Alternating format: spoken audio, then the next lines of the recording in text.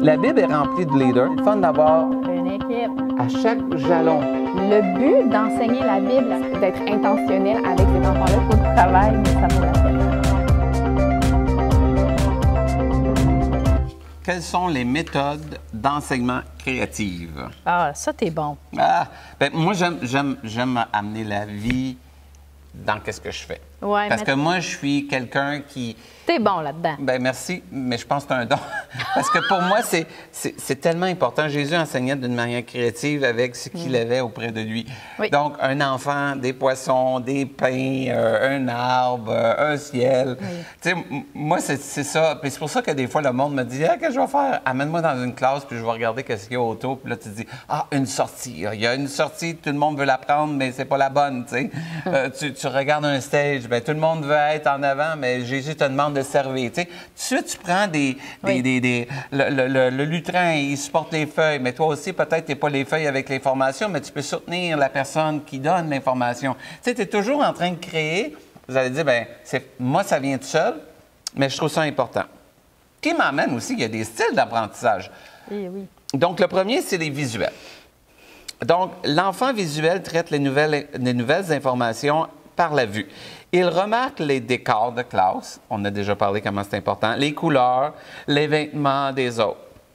Il aime les films, les livres, il aime regarder faire. L'enseignement visuel pourrait dire « je vois ce que tu vois », je vois ce que tu veux dire, ou plutôt « où j'ai besoin que tout le monde me regarde ». Donc, les visuels, moi j'en suis un. Si vous avez quelque chose, je vais vous regarder. Mais si vous me parlez, à un moment donné, je suis parti. C'est vraiment de valeur, mais c'est comme ça que je suis. Donc, je dois m'efforcer à écouter quelqu'un qui fait juste parler, qui m'emmène à ce que j'ai toujours un PowerPoint ou quelque chose. Par contre, il y en a que c'est l'inverse, ce sont des auditifs. Alors, les auditives, c'est les enfants auditifs. Ils écoutent attentivement, ils prennent rarement des notes. Ils sont capables de vous répéter les choses comme ça. Il aime parler de l'information qu'il vient d'apprendre. L'enseignant auditif pourrait dire « écoute ce que j'essaie de te dire, puis j'entends ce que tu me dis ». Donc, c'est des enfants, ma fille était comme ça, elle était capable, je disais tout le temps « regarde-moi quand je te parle, regarde-moi ». Puis elle ne me regardait pas, puis elle dit, puis elle me répétait. Puis là, je me disais « oh my des bédiches ». C'est une auditive. Alors, c'est pour ça que quand vous avez un enfant auditif, faites attention parce que c'est pas parce qu'il ne vous regarde pas qu'il ne répétera pas. Donc, il m'emmène, si dans votre classe, vous avez des gens qui sont pas en train de vous regarder, mais si vous lui posez une question puis il te répond à toutes les questions, c'est parce que cet enfant-là n'a pas besoin de regarder. Mais il y en a un autre, comme moi, je me souviens toujours de la leçon qui se disait « il est plus facile à un riche de rentrer dans le royaume de Dieu qu'un chameau passer par le trou d'une aiguille ».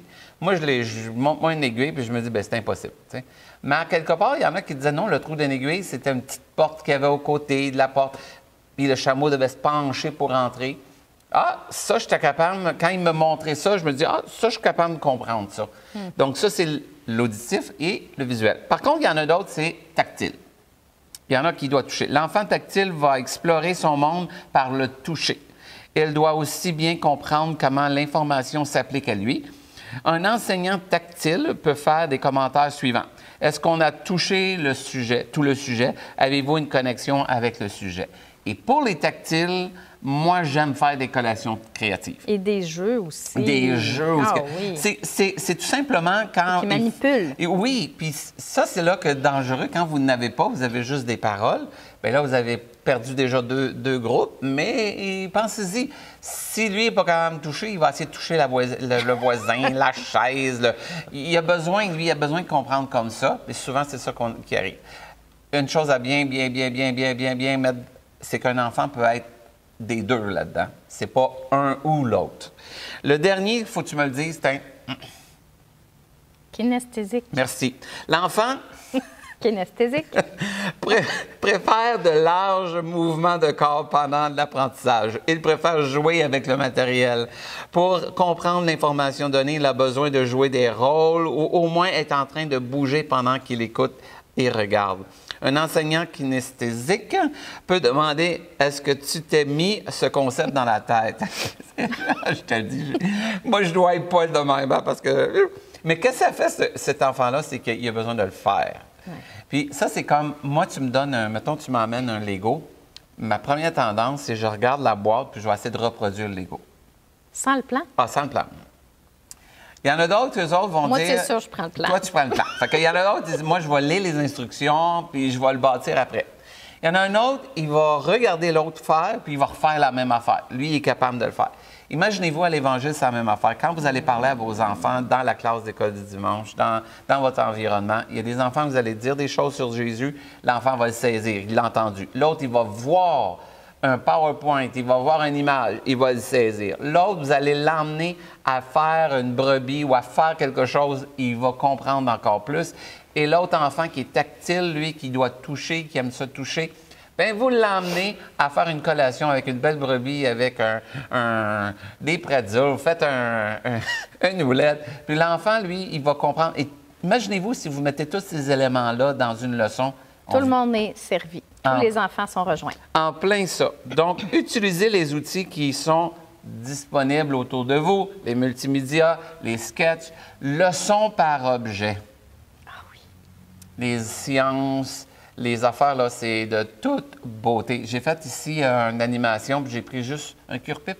Oui, un grand cure-pipe. Puis dans le cure-pipe, je demandais aux enfants, fais-moi un sourire, fais-moi un autre, fais-moi ci. Les enfants, c'était des préscolaires, là. Puis ils m'ont suivi tout le long que je faisais mon histoire. Pourquoi?